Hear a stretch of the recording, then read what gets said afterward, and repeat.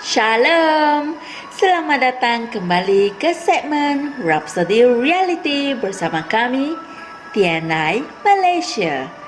Hari ini, 15 September, dan Pastor Chris berkongsikan firman yang begitu menarik hari ini, yaitu mengenai Dia menyertai kamu dan diam di dalam kamu.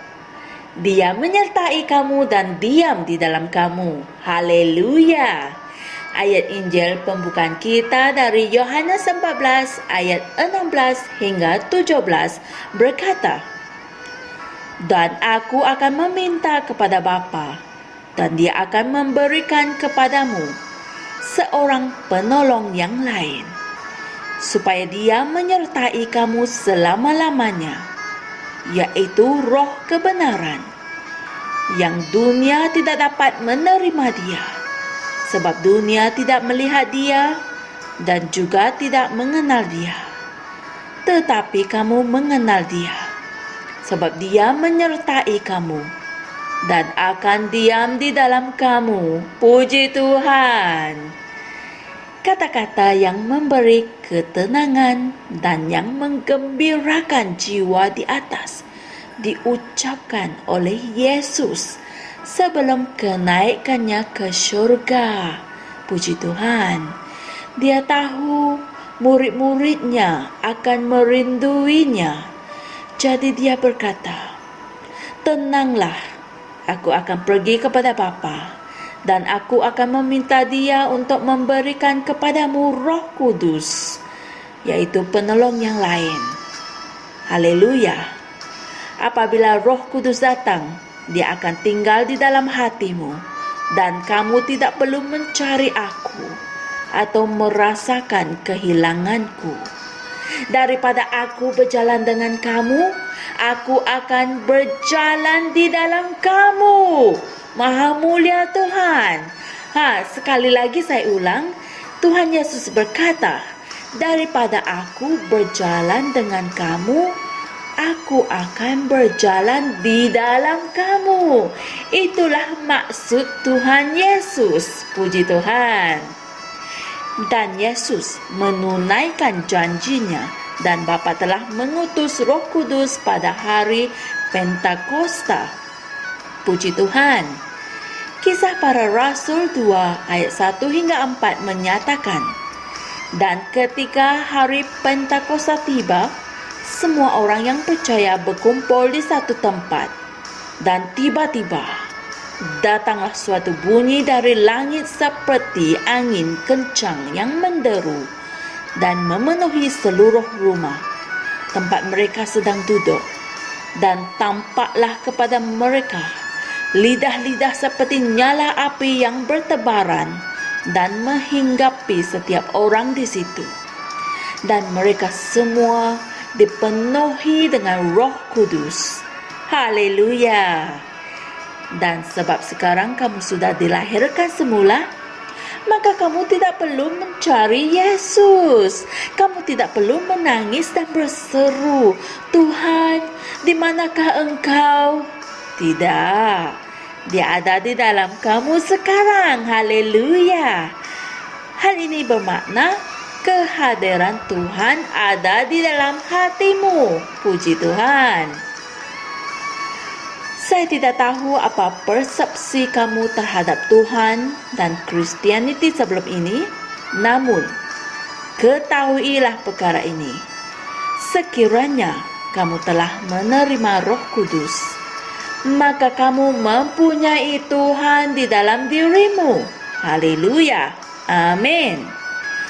Sebab itulah Yohanes berkata dalam 1 Yohanes 4 ayat 4, "Kamu berasal dari Allah, anak-anakku, dan kamu telah mengalahkan musuhmu. Kerana roh yang ada di dalam kamu lebih besar daripada roh yang ada di dalam dunia." Haleluya.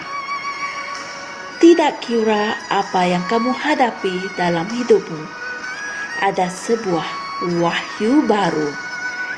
Ini adalah wahyu tentang keilahian dalam dirimu. Puji Tuhan.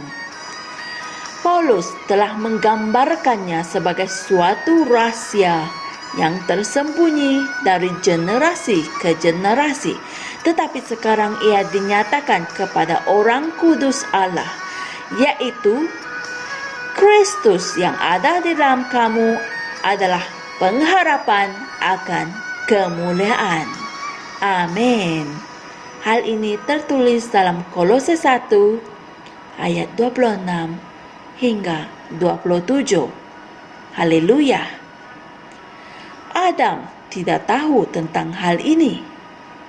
Abraham tidak mengetahuinya. Ishak tidak tahu mengenai hal ini.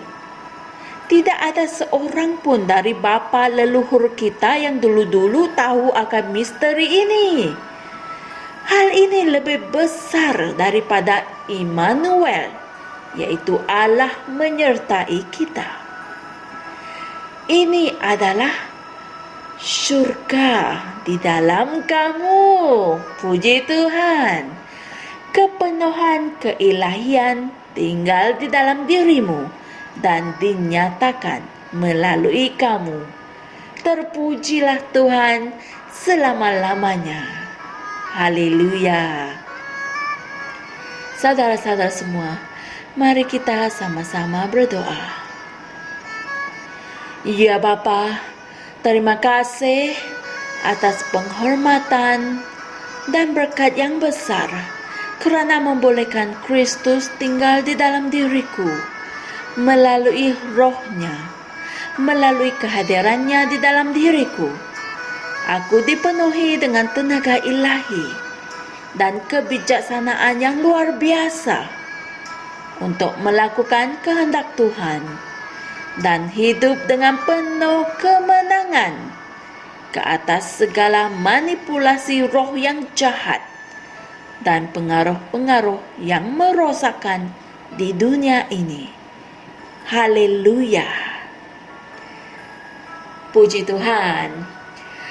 Untuk renungan tambahan, saya dorongkan dan saya galakkan saudara-saudara semua untuk baca ayat Injil berikut supaya saudara semua boleh memahami perkongsian kita pada hari ini. Ayat-ayat Injil berikut adalah 1 Korintus 3 ayat 16 dan Kisah Para Rasul 17 ayat 28. Haleluya. Terpujilah Tuhan. Tuhan bukan sahaja ada bersama diri kita, tetapi Dia ada di dalam diri kita. Dia ada di dalam diri kita. Haleluya. Kamu tidak perlu mencari Tuhan di gereja, di atas gunung, di hutan, di langit, atau di atas siling bilik kamu. Tidak. Tuhan sudah ada di dalam kamu. Puji Tuhan. Jumpa lagi esok dan jangan lupa kongsikan perkongsian firman ini dengan teman-teman yang lain supaya firman ini dapat memberkati mereka juga. Haleluya. Tuhan berkati. Kami percaya saudara-saudari semua telah diberkati dengan perkongsian firman dari Rhapsody Reality. Bagi sesiapa yang ingin menjadikan Yesus Kristus sebagai Tuhan dalam kehidupanmu, kamu boleh mengucapkan doa ini bersama dengan saya. Ya Tuhan Allah, aku mempercayai Yesus Kristus, Anak Allah yang hidup dengan sepenuh hatiku. Aku percaya Dia telah mati untukku dan Allah telah membangkitkan Dia dari kematian. Aku percaya Dia hidup hari ini.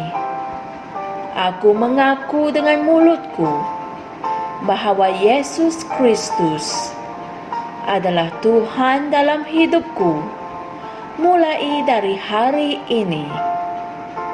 Melalui Dia dan di dalam namanya aku mempunyai kehidupan yang kekal. Aku telah dilahirkan semula. Terima kasih Allah kerana menyelamatkan jiwaku. Aku sekarang adalah anak Allah. Haleluya. Tahniah, sekarang kamu telah menjadi anak Allah.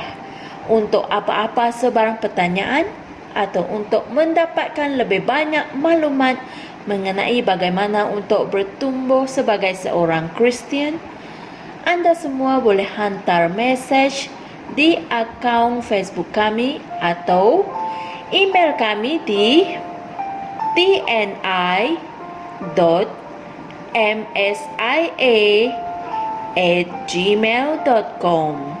Sekali lagi, tni.msia@gmail.com. Tuhan berkati Anda semua.